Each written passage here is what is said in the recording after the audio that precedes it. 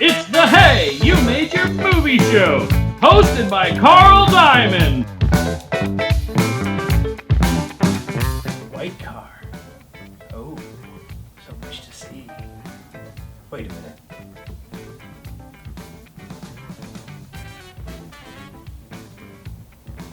Oh, hey! I didn't see you there. Welcome to the Hey You Major Movie Show, the show where we talk to indie filmmakers who recently released their debut feature film. I'm your host, Carl Diamond, and you're probably wondering, hey, why am I pointing my Super 8 camera out the window and we're filming my neighbors without their consent? Well, there's a perfectly reasonable explanation for that. Voyeurism, which is the theme of this episode's film. See, I had the opportunity to speak with Scott J. Ramsey, director and co-writer of a film called X. And I'll put the poster right here. Now, I had a great time talking to Scott. He had a lot of really interesting things to say about the creative process, dealing with anxiety, and also raising money. I think you'll get a lot from this interview. So, without further ado, let's roll the trailer. All right, Miss Stella Marie, we're almost there. All right, perfect. Thanks again for driving me, hon. This is some weird Password, please. Pendragon. Wonderful. Stella Marie. Keep your eyes open. Ladies and gentlemen, I'm very happy you came. I was worried I might have scared you off. We're all equals here. There's no judgment. Come, I'll introduce you to some of the regulars, okay? Attention, a word from Her Royal Highness. Hello, friends. On behalf of the Foundation, I'd like to thank you all for coming. You are about to enter a safe space, a world free of judgment, free of shame. In our house, no fantasy is too obscene. I still don't know how you kids managed to make all that money. With the right marketing. Sire, I'm sorry to disturb you. Would you mind inspecting her? She looks good to me. Can I tell you a secret? You're only who you really are when you think no one is watching. Did you happen to see who she went off with? She just watches. It's midnight, Cinderella. What would they say if they knew? These people. I know them better than their mothers, their husbands, their best friends. I know everything. Knowing that turns me on. It makes me crazy. She's the only person who could possibly have known about the camera. What's even your issue with Stella Marie? The privacy and safety of our guests. We don't know everything about her. There may have been a breach in security. Could you take your mask off for me? I'll show you mine if you show me yours. I don't have to catch every person with their pants down to be able to see right through them. Dear friend, the Foundation kindly welcomes you to a masquerade ball celebrating the spring equinox. Oh my god. On behalf of the Red Court, I look forward to your attendance. Best wishes. X. I'm not gonna talk to anyone about your awful parties. Balls. Fine. I'm not gonna talk to anyone about your awful balls. Scott J. Ramsey, hey, you made your movie. I did. Indeed. Oh yeah. I hope. I hope so. How you feeling today? I'm feeling great. Yeah, it's raining outside, so it feels like we are in San Francisco, which I like. Are you in San Francisco proper? Or Oh well, I'm in LA right now. But you're in LA. Yes, man. but I'm from San Francisco. Okay. Yeah, Cool. yeah. I went to school there. I think you and I went to school there at the same time. We did indeed. Yes. Did, yeah. You started later Yeah. than I. Yeah, I was class of 2015. 2015, oh. Yeah. Our movie actually I'm screened in San Francisco at another Hole in the Head Film Festival. It's a really cool festival. It's like oddities and genre films and stuff like that. So. Oh, awesome. I'll have to check it out. The last time I think I saw you, years and years ago, Galaxy Far, Far Away, you were working on a Lady Gaga music video that you made. That's so funny that you remember that. Yeah, when I was a freshman in college, I made several different Lady Gaga fan videos. one of which was a mashup between a Lady Gaga song and a Marilyn Manson song.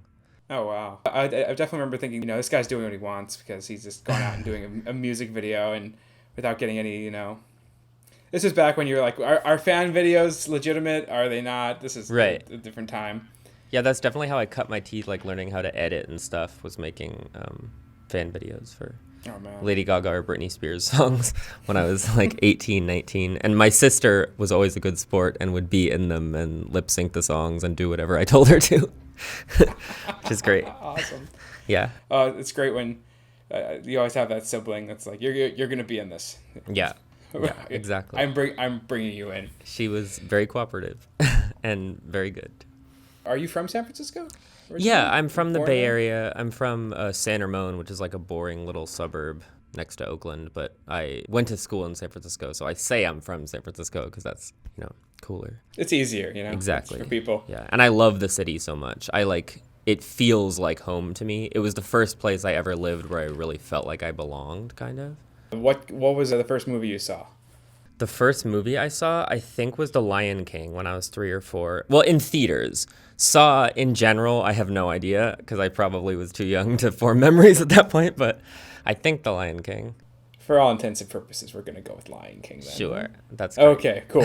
What was the first movie that had, you watch this movie and you're like, I'm going to be a filmmaker. I'm going to go ahead and do this. I want to grab a camera and shoot something. What? 2 very boring cliche answers, which are Star Wars and Vertigo. But both of them, it wasn't so much that I was like, oh, I want to be a filmmaker. It was more that it confirmed that for me in different ways. Like Star Wars when I was obviously a kid, and then Vertigo when I think I was 11 or 12. But I honestly never really had a moment where I was like, oh, I want to be a filmmaker. I kind of just naturally gravitated towards that because I am into all of the arts, photography, theater, storytelling, novels, music, all those. I've just always been into all of those things, and I like the fact that cinema blends all of them and is using all of them at the same time to create a symphony of emotion. That's what made me, I think, drawn to it. But I never had a revelatory, oh, now I'm going to be a filmmaker. It was just kind of, I started making movies because I could blend all of those things.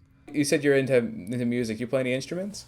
Oh, no, I don't play any instruments, but I'm a vocalist, and I write lots of songs. And I'm actually in a music duo with one of the producers of the movie, who is also one of the composers of the score. And we recorded an album that's coming out next year, and 3 of the songs on that album feature in the movie. Oh, wow. Yeah. And that movie is X. That movie is X. My partner in the music duo is named Kevin DeNicolo, and our music duo is called the Major Arcana. So when did the foundation come about? I went through and looked at all your work, and the foundation, it seems to be your... Would it be correct to say that's your troupe? Yes, that's a great way to put it. It came about kind of just out of necessity of us making the movie and needing to create an LLC so that we didn't get sued. So we were like, well, what should we call it? And we landed upon the Foundation because in the movie, there's a fictional charity organization called the Foundation, and it's called that because you never really know what the actual name is or what the cause is.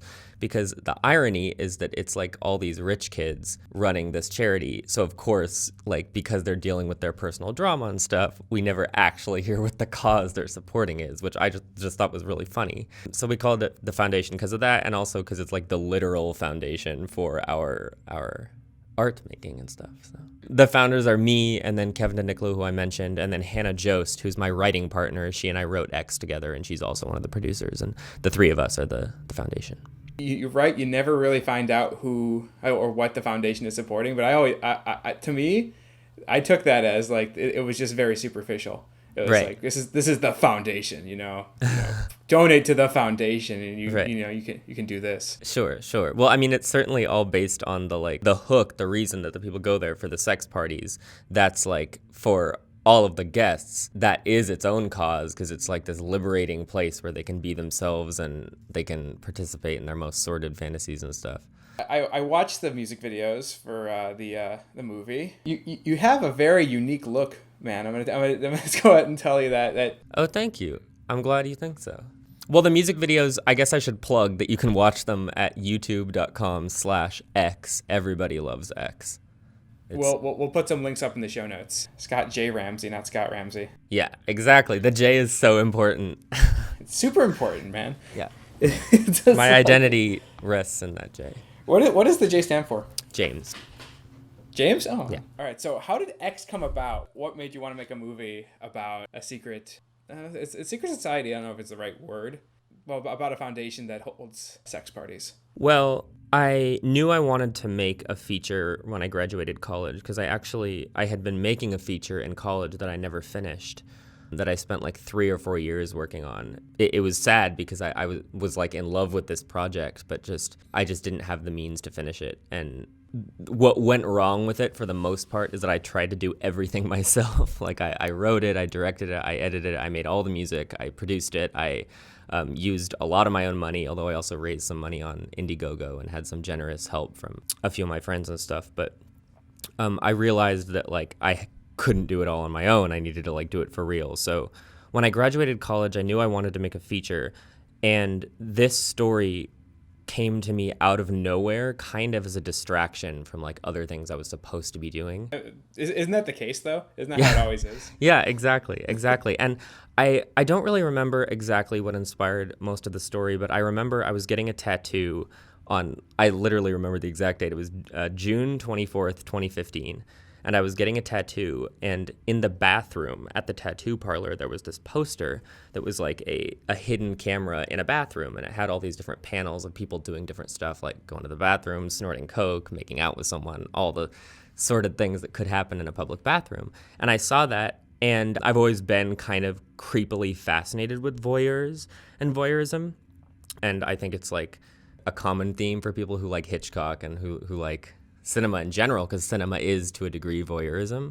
So when I saw that kind of spawned the voyeur idea, I guess. I like literally the story just kind of fell into my lap a bit. So I wrote an 80-page story treatment that was originally called Rated X, and I brought it to Hannah, who I mentioned, and I pitched it to her in the food court at the mall, Stonestown Mall next to SF State.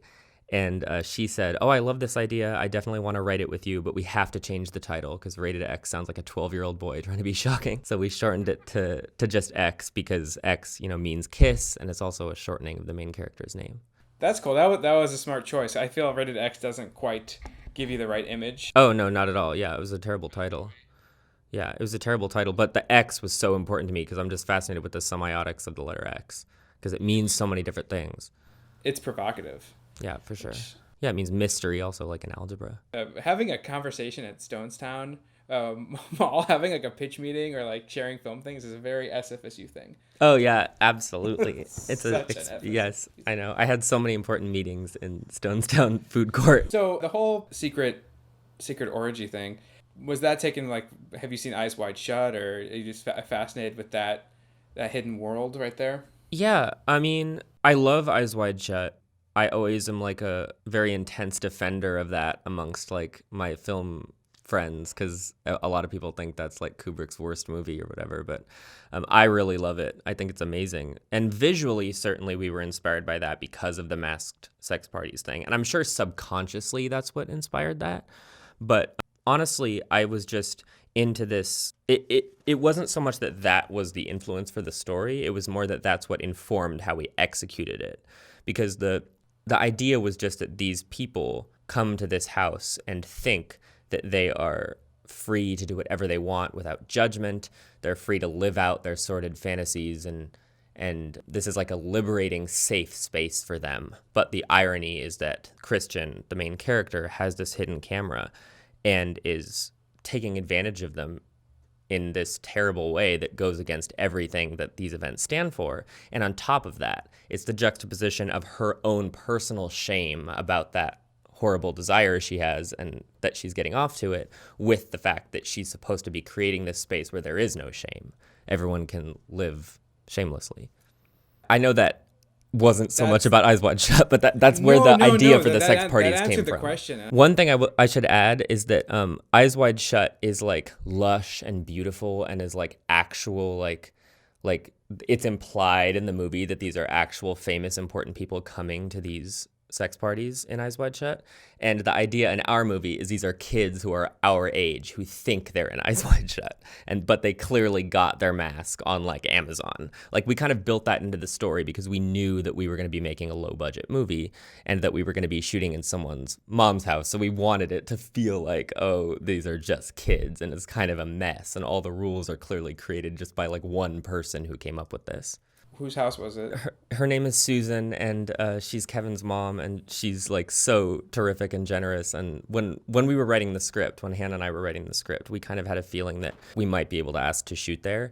And she would all the time like bring us food while we were shooting, and her dogs would come in, and she was lovely as a host to let us come shoot in her house. And it's a gorgeous house in Big Sur, and it's like on this absurdly beautiful cliff.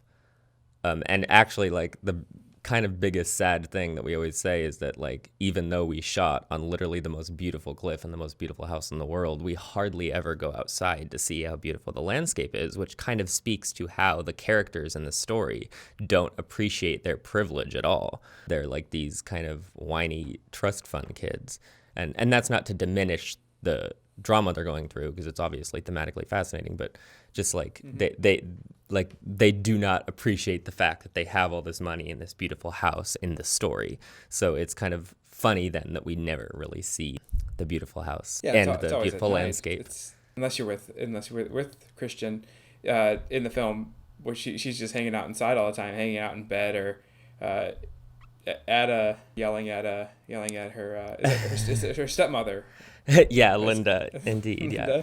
Who that actress who played Linda was amazing. Oh, I know. I love her, Valerie Fashman. She's so incredibly talented. She actually runs a theater company with her husband, and I just saw her perform live a few weeks ago, and she's so immensely talented. And she actually was recommended to me by Hannah, who Hannah actually was the casting director of the movie in addition to writing it with me and being a producer and being an art director. She was also casting, and she had worked with Valerie at the San Francisco Dungeon, and when we were writing the script, she was like, oh, I know who should play Linda, and I think we only auditioned 3 or 4 people for that role, but we kind of always wanted Valerie. Everyone in the movie is great, and you were telling me, I think we were having a conversation through chat, that it was mostly the entire crew, they were all rookies. Yeah, everyone in at least department heads had never made a feature before. It was Chantel's first movie. She was the DP, and she's like incredible. I could go on for hours about how amazing she is. But Chantel Beam was the cinematographer, and it was her first feature for sure. It was Hannah and I's first feature, both as writing together and also her as a producer, me as director. Leanne Doe, who's one of the composers of the score, and Kevin DeNicola, who's another composer of the score and producer. It was their first feature also. So all of the department heads, it was their first time working on something this big. I think everyone had, worked on shorts and music videos and stuff. You can really feel the energy and the effort and everyone working together. So yeah, that's well done there, sir. Thank you. And that's just a testament to how amazing our cast and crew was. But even more importantly, it's one thing to have a bunch of talented people just running into each other and bumping around, but everyone was so incredibly in sync and believed in the project and believed in each other and trusted each other, which I think is what leads to art that works. Oh, absolutely. I've definitely been on sets where there's no trust, and that's not fun. Yeah, for sure. One other thing, the body positivity in this film it's great. That was incredibly important. Such a variety of bodies, because you'd think sex, society, orgy type that genre, you have people who are like flawless. But here, everyone is very they look like people. Oh yeah, exactly. Which I really appreciated. Yeah, we set out to be. I mean, we wanted these parties to look inclusive in every way: gender, body, race, everything. And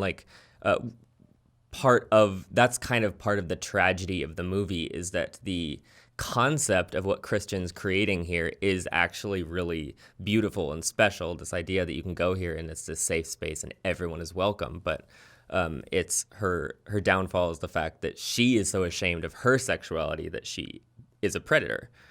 But I mean, to speak directly to what you're saying, yeah, body positivity was incredibly important to us. But not only that, it was also just, we didn't want to shoot this movie from the perspective of like the, straight cisgender male gaze. We wanted to go into this with a distinctly queer feminine gaze. And that's part of the reason why we wanted Christian to be a woman. Originally, Christian was a cis straight male.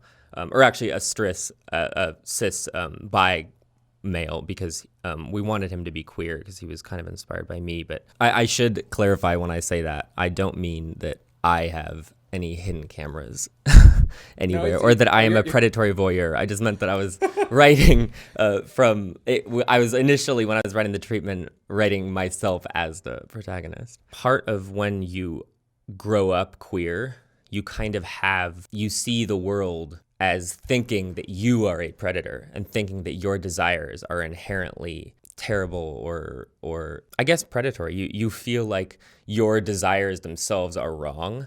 So I think that's kind of why, in a disturbing, screwed up way, it was very easy for me to empathize with the main character, because even though she is an actual predator who's doing something terrible and violating all of these people, she feels like a monster. And I think that was something that I really wanted to make a movie about, someone who feels like a monster and has to reckon with that.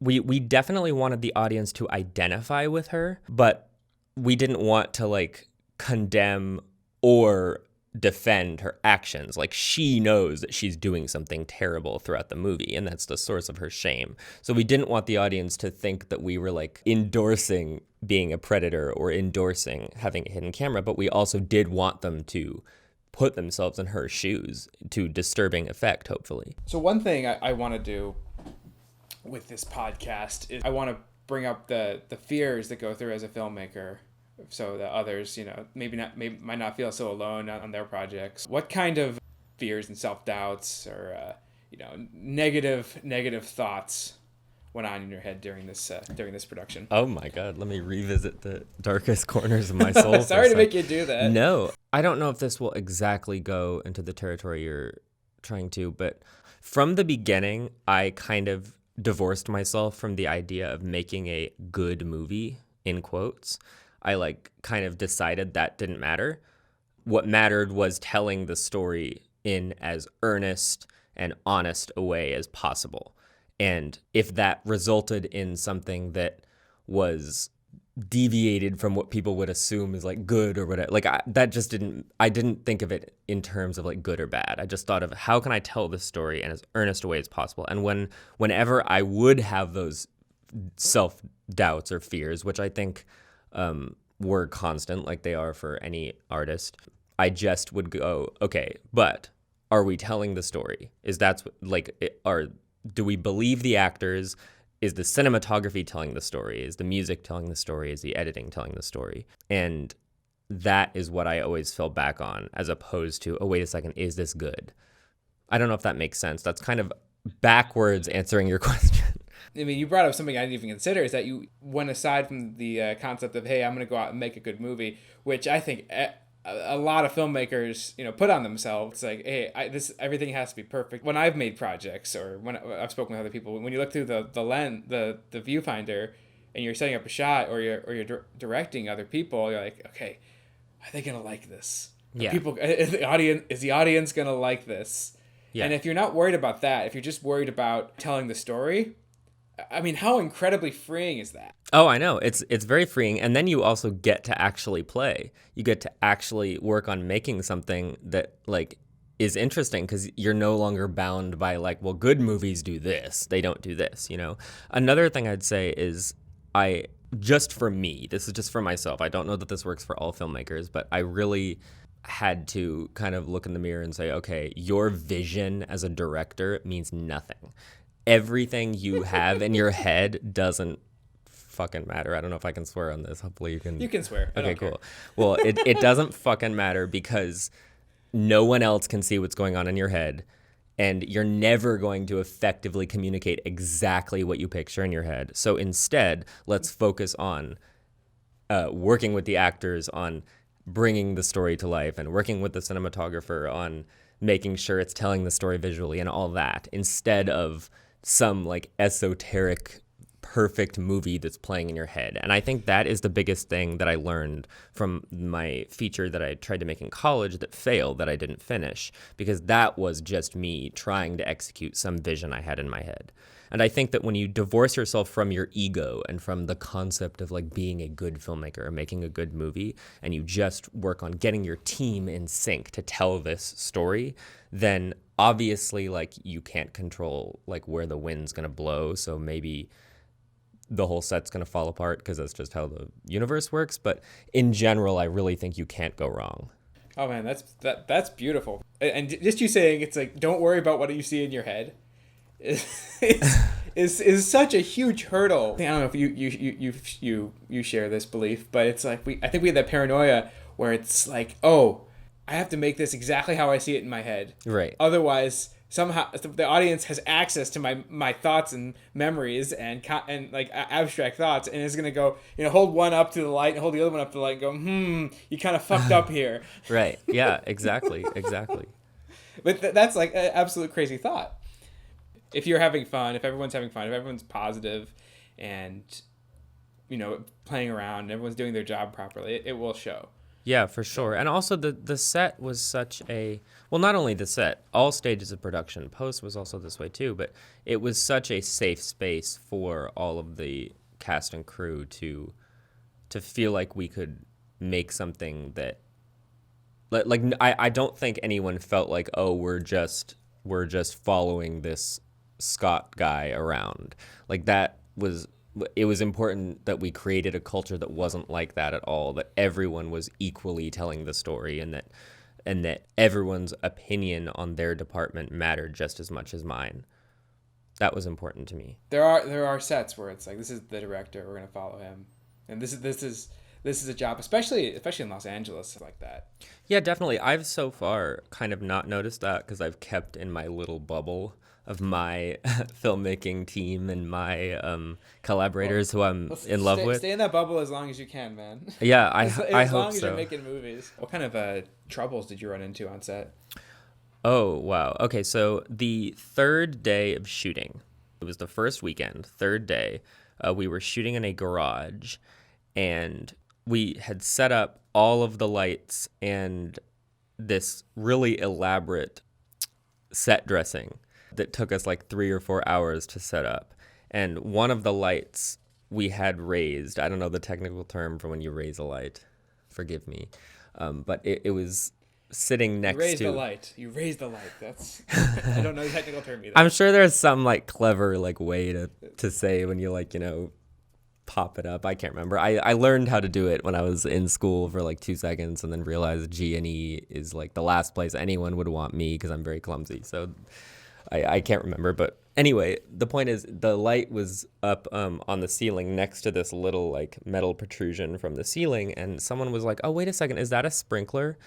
And someone else was like, oh, no, it's not a sprinkler. Don't worry, it's something else. And then like we were about to, I think I had literally just said action, and the actor was in hair and makeup and everything was all perfect and ready to go. And then all of a sudden, like it starts raining inside from sprinklers on top of all of our equipment. This is like the owners of the house had let us drag all of their expensive furniture and props for this scene into the garage. It just everyone was just all of a sudden being poured upon by the sprinklers, and it was raining outside, but we decided it was better to go outside with the camera. That's how bad it was inside. Which location was this? It's the garage that in the movie serves as Christian's secret little den where she goes to watch the footage, and where she gets in the fight with the character Danny later on in the movie. It's that garage. And we actually, kind of a cool little trivia thing, that's in a different house than the rest of the house, even though in the movie we fake making it look like it's in the main house. Oh, good job, you fooled me. Oh, good. But miraculously, all of the equipment and almost all of the props and stuff that were in that horrible downpour of the sprinklers were all saved, and nothing got damaged, really. There were some books that we had to throw out of the person who owned the house, which is very sad, but all the main furniture and stuff was completely unharmed. Oh, good. Yeah. Oh, good. somehow. So But there that you was go. the biggest production disaster we had. To all filmmakers listening, don't put anything on sprinklers. So what did the owners say? Oh, they were very, very nice about it. They were very Okay. forgiving. Yeah, I think they saw I think they had cameras in the house, so they saw the incident happening on the cameras and were like, "Oh, uh-oh." And they called us, and the fire department came and helped us turn off the sprinklers. Oh, what a big mess. It was a Man. terrible mess. And in the moment, everyone was like, "Oh my God, we're screwed. We can't finish the movie now. We've ruined their house. We've ruined all of our equipment. We're out all the equipment, like everything we thought was ruined." But then kind of a nice little sweet anecdote is at the end, we told all the cast and crew, "Okay, guys, you can go home. We're going to arrange for you to go home." But every single member of the crew stayed to help us clean up. Oh, what a beautiful thing. Yeah, so that was nice. That's great. So I noticed in the film, there's a lot of use of ADR. Yes. Am I wrong? No, there is. We ADR'd almost the whole movie. That's an adventure. Yes. How'd that go? It was a very, very long, horrible process. And we're so blessed that we had our sound team who were like, they pretty much did all of the post sound themselves. It's Leanne Doe, who's one of the composers that I mentioned, and Matt Pereira was the sound designer. And the two of them were like pretty much did all of the sound work for the whole movie between the two of them. And we spent hundreds of hours at a recording studio in San Francisco called Different Fur, working on the music and working on the sound design and recording all of the ADR. And one good thing about doing ADR is it allows you freedom to make very, very small rewrites. So there were moments in the movie that we realized, oh, this plot beat isn't coming across, or this character's motivation isn't as clear as we want it to be. So Hannah and I, who wrote the movie, would quickly huddle and come up with a very slight word change while the camera was on the other character that would clarify things and make the story make a little bit more sense. So that was a good thing that came from ADR. The other good thing is all of our actors were incredibly willing to come back and make sure that the movie sounded good and that their voices were doing what we wanted them to do. Because we knew from the beginning we were going to have to do a lot of ADR because we were shooting on the Red, which is a noisy camera, and we were shooting right next to the ocean. So there was the roar of waves constantly. But so we were kind of terrified that, oh, great, we're going to have to hunt down all these people again. And what if they don't want to come back? What if they're like, oh, that chapter of my life's behind me, or they moved to some other state or something? But all of them were very generous and came back to finish things. That's great. Oh, man. How lucky. Yeah, exactly. Not lucky, fortunate and professional everyone is. Luck has nothing to do with it. It's all hard work. I think luck sometimes plays a role. I think it's like hard work, luck, and privilege. And if you have two of those three things, you're golden. And we kind of had all three. I mean, we had all three because like we had the privilege of this. Our movie had a tiny budget, but $150,000 is still like, you can make a movie with that. It means that you have to account for everything like perfectly, and you have to like make sacrifices, and you have to decide what your priorities are, but you can make a movie with that amount of money. So we were incredibly privileged to be given that by our investors. And that combined with the fierce, like incredible persistence of everyone involved, and the luck that we found all of these people in the first place, and that everything fell together scheduling wise and stuff. I think it kind of was all three things that got it to be finished. How did you raise the money for this? If we're going into investors, $150,000 it's a small budget, but it's a lot of money for some people starting out making their first certainly movie. Some people jump from no budget music videos. Some people jump from no budget YouTube channels. But to jump to something where it's like $150,000, that's not credit card money. No.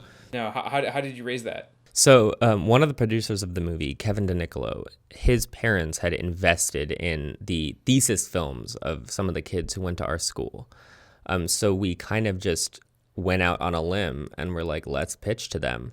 And we put together a PowerPoint, and we sat like rehearsing what we were going to say and just trying to earnestly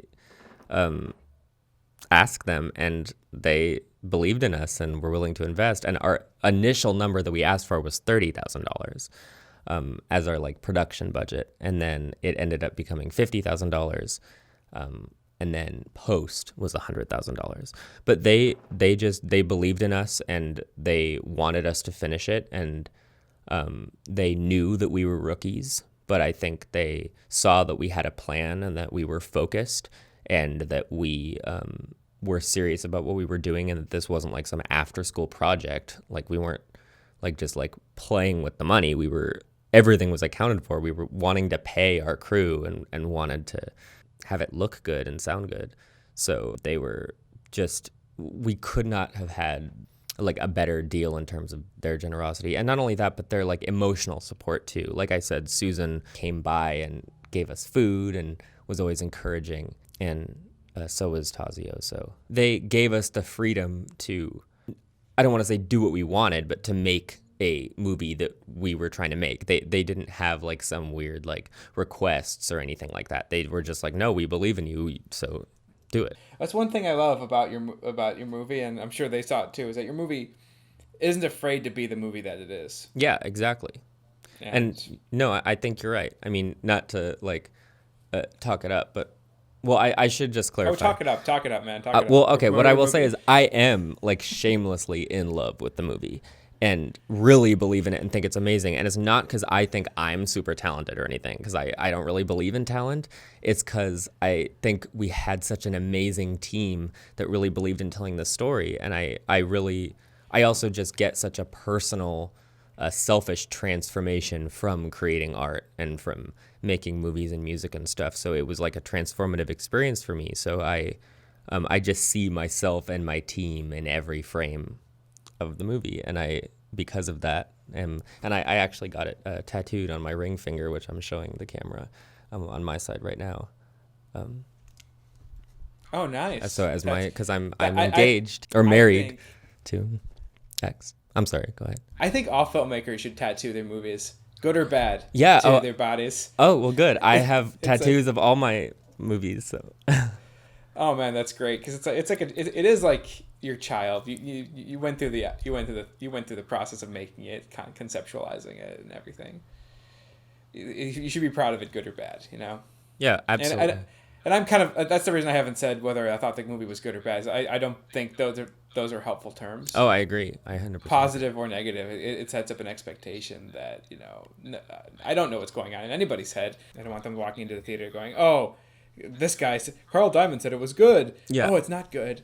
Or like Carl Diamond said it was bad. What an asshole. This movie's great. Yeah. I judge it based on the love people have for what they're doing and the effort they put into it. That's why I'm talking to you, because I think you put effort into your movie. Oh, thank you. I appreciate that. We definitely did. Yeah, that's the understatement of the year, huh? Yeah, absolutely.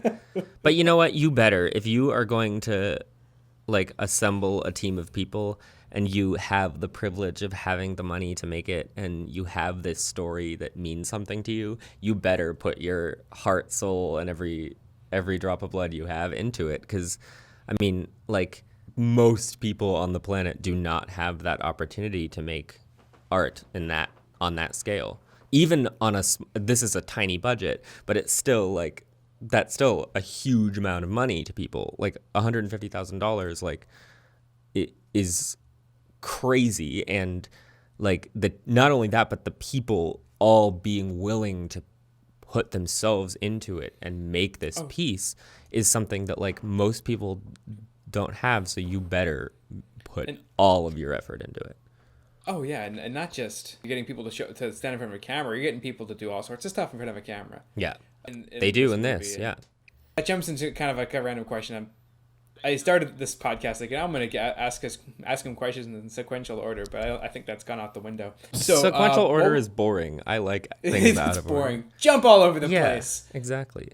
My personal thought would be it'd be kind of nerve-wracking asking people to take their clothes off in front of a camera. What was that process like, asking actors to do nude scenes? We were very upfront about what we wanted.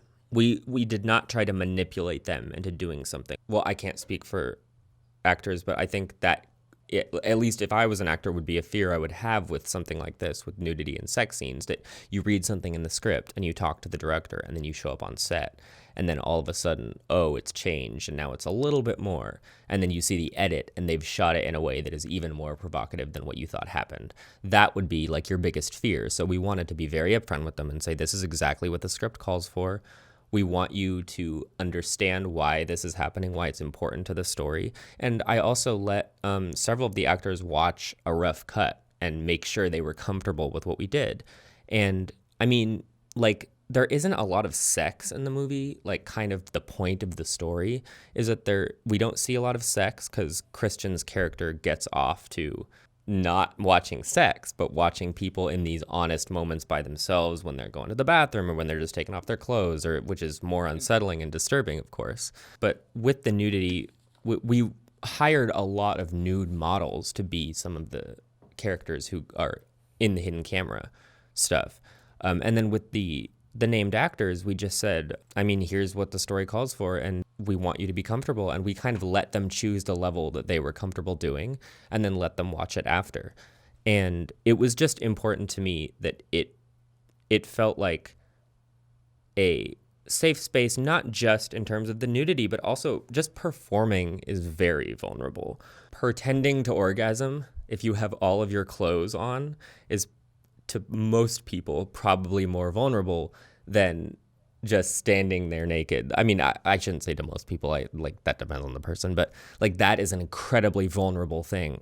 And to like be emotional is incredibly vulnerable. So it was important for that stuff too, just as much as the nudity and just as much as the sex scenes, for everyone to feel like they were in this safe space where they could play and they could explore, and they understood that it was in the interest of telling the story and not of being titillating.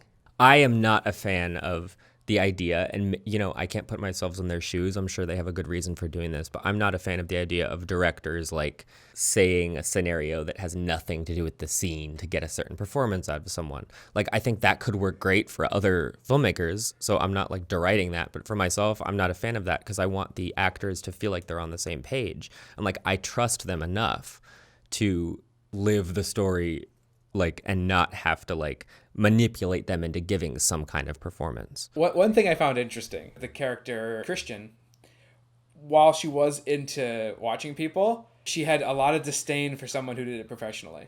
Yes. That, and you're talking about Stella Marie, right? Yeah, for like yes. she did not like Stella Marie, who was the only character who would actually be okay with that. Yes. Yeah. One of the fascinating things about the story is the juxtaposition of Stella as this character who is free of shame about her sexuality. She's a sex worker. She is a burlesque dancer, and she's a cam girl, and she is completely liberated about that. And when she comes to this party at the beginning of the movie, the thing that is the most unsettling to her is not that it's a sex party. That's I think cool and fun and exciting for her. What's unsettling for her is the fact that all of these characters have this snobbery and this layer of like elitism, and they're so like stuck in like their privilege and so like up their own ass, so to speak, and judgmental of her. And that juxtaposition between her and Christian, who is this paranoid character who's projecting all of her insecurities and all of her fears and all of her doubts onto Stella and painting her as this manipulative person. I might be getting in too deep. Have you spoken with any cam models or sex workers about this movie? No, I haven't. I can't speak for every member of the cast and crew, but I haven't, no. Hannah, who she and I wrote the movie together, she watched a lot of documentaries about that before we started writing. What other kind of research went into this movie? What other kind of research? Did you do any background research into like the mythos or you know, people who have actually done these types of things? You know, we didn't really. I can't speak for Hannah. I didn't really do that when we were writing it, and it's not out of some kind of arrogance, like, oh well, I already know how it is. It's more that we were world building. We were creating this little isolated world, and part of the thing with these characters is that they live in this bubble, and that they kind of think this is the most original thing in the world and the coolest thing in the world, and this like they have this like high society, secret society mentality about it. So it's almost better that you didn't. Yeah, I kind of think that it speaks to not only story but also like budget and the production itself. We went into it like this movie takes place in this house. Like obviously we step outside of the house for many different scenes, but like for all intents and purposes it takes place in this isolated world that exists by itself. And these characters are very much stuck in that isolated bubble. And then when Stella Marie comes into that isolated bubble, that's kind of when all hell breaks loose, so to speak. We're approaching an hour, so is there anything you want to say about the movie that I haven't brought up? One thing, this is stepping a little bit outside of filmmaking, but it's still very relevant to that, is that this movie, it was important to us that we kind of create an immersive story world that was beyond just the movie.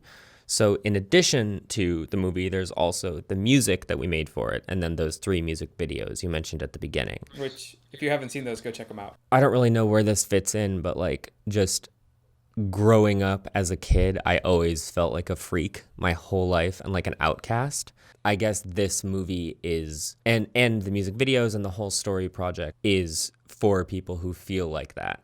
And not just like, oh, I was picked on in school kind of way, but like for any kind of reason feeling like, whether it's because of something you were born with or born into, or it's just because you feel like you don't belong. I think that is my goal, is to create something that feels both inclusive but also subversive. We wanted to make something that was like kind of fucked up and still felt inclusive, you know what I mean? Like the main character is a really flawed, fucked up person. Oh, yeah. You know, but like we don't really get to see too many women characters or queer characters be fucked up, flawed people. Well, you hardly ever get to see queer characters be people. Yeah, exactly. We're gonna stop talking about X. Cool. Let's get back into basic cinema. What are your top 5 favorite movies? Top 5 favorite movies. Oh my god. Holy shit. Let me think. I'm going to leave something out and it's going to make me very upset later when I re-listen to this. Vertigo is probably my number 1 movie of all time. Well, we can just say, what's your number 1 movie of all time, and that's Vertigo. Yeah. But here's one. What movie should you go out and watch right now that you've seen recently? Well, I really loved both Parasite and The Lighthouse. Lighthouse was great. Those are amazing, yeah. I haven't seen Parasite yet. You should go see it. I think you'd love it. It's on my list. I love that director. But Lighthouse, man, that movie was something else. Honestly, I just love movies that you don't know what you think of it when you first finish. That's one of my favorite feelings, is being like, I have no idea if I loved or hated that. Scott J. Ramsey says, go out and see Parasite and The Lighthouse, which I believe are available on VOD right now. Oh, here's a little esoteric thing. I was watching an interview with Tilda Swinton that I think was the 2014 South by Southwest keynote that she gave. And she was talking about this filmmaker she's worked with named Derek Jarman.